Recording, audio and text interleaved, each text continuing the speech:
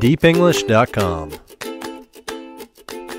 Yohei was a poor farmer. One day he found a wounded bird at his door. Yohei brought the bird inside and cared for her until she was strong enough to fly away.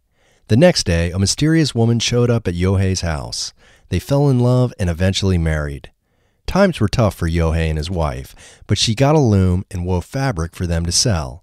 She produced unimaginably beautiful fabric, and Yohei sold it for a lot of money. Yohei pressured his wife to make more fabric, even as her health mysteriously deteriorated. Yohei's wife had made him promise never to open the door to her room while she was working, but he couldn't resist. One day, Yohei opened the door and saw a beautiful crane plucking her feathers to weave the fabric.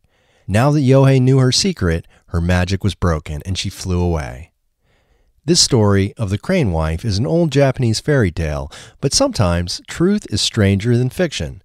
Dr. George W. Archibald didn't marry a crane, but he slept with one, danced with one, and helped her get pregnant. George is the founder of the International Crane Foundation. He started his foundation in 1973.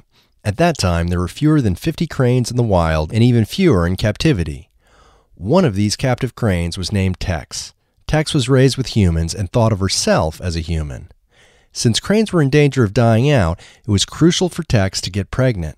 The problem was that Tex wasn't attracted to other cranes. She needed a human surrogate mate, and George volunteered. He pulled a mattress into Tex's pen, and they began to sleep together. They made a nest together out of hay. In the mornings, they would go for walks together and even dance together. George would flap his arms and jump around just like a crane to turn Tex on. Once in an excited state, researchers ran up behind her and artificially inseminated her. Tex successfully gave birth to a son called Gee Whiz. Sadly, Tex was killed by wild raccoons not long after Gee Whiz was born. George told this story on a famous talk show called The Tonight Show, which led people around the world to support crane conservation. Gee Whiz went on to father many children of his own. While cranes are still endangered, they have increased in the past few decades in a large part due to the unlikely couple, George and Tex.